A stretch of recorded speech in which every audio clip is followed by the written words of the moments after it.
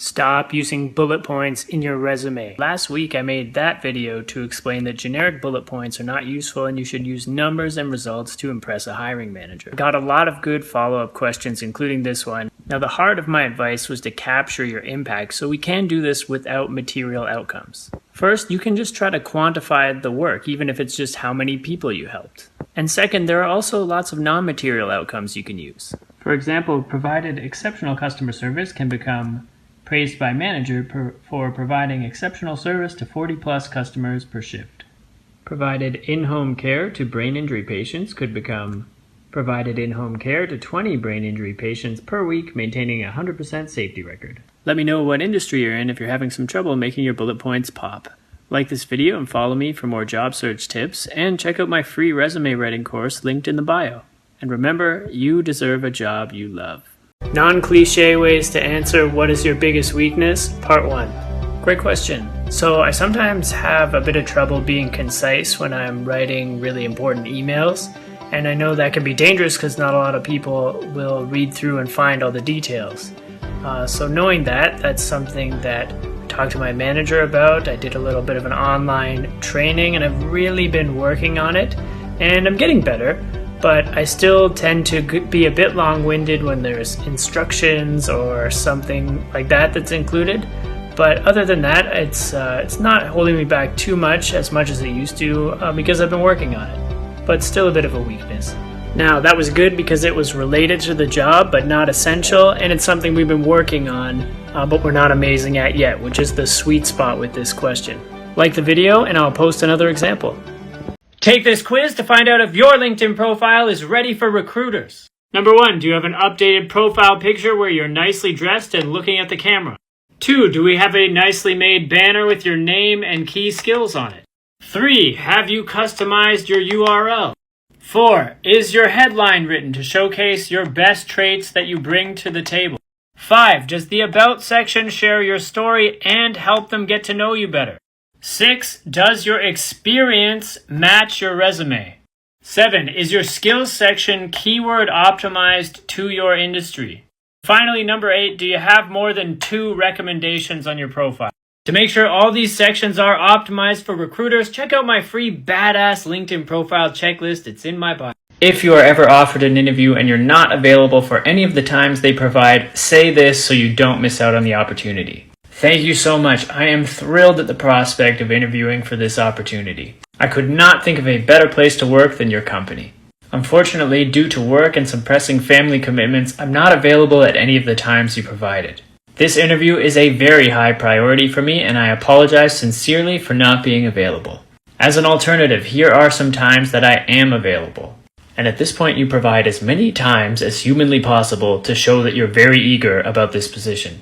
Like and follow for more. If you ever get a job offer and you don't want to answer them right away, because maybe you're waiting on another company to give you a job offer that might be better, you can say this to buy yourself some time but not burn any bridges. Thank you so much. I'm very excited to receive this offer. If you don't mind sending the offer over in writing, I would love to take a day or two to think this through and talk it over with my family before I formally accept.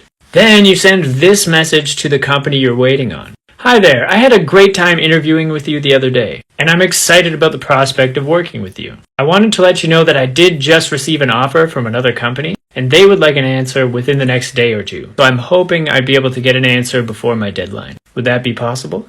Like and follow for more. Delete your resume today. If your resume starts with your experience, delete it. If it doesn't have a key skills section, delete it. If it does contain an objective statement, delete it. If your resume is over 2 pages, delete it. If your resume has more than 20 years experience, delete it. So everyone says you need numbers in your resume. I've even said it. But some things can't be quantified, right? So here are some options to make things sound good on your resume when you don't have any numbers to share. Tactic 1, we're going to add an ending to the bullet point that implies success. For example, exceeding all expectations from the client. Or earning praise from leadership for strong performance. Tactic 2, we're going to add something to the beginning of the bullet point that's going to imply how helpful our work was. For example, set the organization up for success by ... And if you want to see hundreds of amazing bullet points you can copy and paste straight into your resume, check out my best-selling ebook, 540 Badass Bullet Points for Your Resume. It's in my box.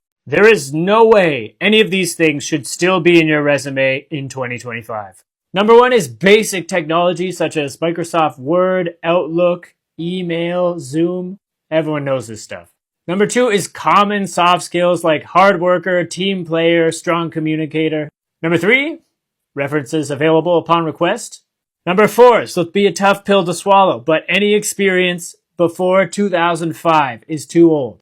Number five, do not include your exact address. They will Google Street View your house. And this last one's a doozy. But first, if you're working on your resume, join my free 3-day resume writing challenge. It's linked in my bio. And now, number 6, do not include in your resume, ever, a photo, even if you're good looking. Just because you don't have a ton of experience does not mean that you can't still make an awesome resume. This is a really good question. A lot of people going through this. Here's what you need to do. It is totally fine to deep dive on things from your education. For example, capstone projects, research projects, thesis, anything that you did that showcases your expertise in a certain area and your ability to perform at a high level. You can also highlight unpaid work, things like volunteer experiences, student organization, internships, co-ops. It does not have to be paid for you to include it on your resume. Remember, the goal is to just fill up our resume with as much content as possible that showcases that we can do the job that we're trying to do. Whether or not you were paid for that experience is irrelevant, really. Important is that you describe this using badass bullet points to showcase your accomplishment. For samples, check out my free ebook, 54 Badass Bullet Points for Your Resume, linked in my bio. You deserve a job you love. This is a 6-figure salary resume. Let me explain why, so you're ready for a 6-figure salary as well. First, we're using my #1 best converting template of all time, which is available in my bio. Next, we dive in with a very clear brand right away. These high-paying jobs need to know who you are and what you offer immediately. Then we use some great key skills to get past the ATS scanners. You can find these in the job posting. Then, instead of a professional summary, we blow their socks off with 4 amazing career highlights. By the time they read these, they're already dying to bring you in for an interview. Then this is an advanced strategy. Under our experience, we're going to break the jobs down into responsibilities and accomplishments. This way they know what is the scope of the job and what can you handle. And then here we're just going to continue to impress the heck out of them with our ability to have an impact. This is a 1-page example, but you can definitely go on to 2 pages if you have more experience. Put extra effort into making your resume awesome. It'll pay off 100 times in the long run. If your resume looks like any of these, we have a problem. This one is very symmetrical, but not very effective, and the text boxes they used are not going to show up on an ATS scanner. First, what is all this white space here? Second, you do not need a photo. Third, you definitely don't need a scenic backdrop. Big blocks of text like this are a no-no. We need bullet points, people. Boring! What is this? There's nothing. Is this a resume, or am I being invited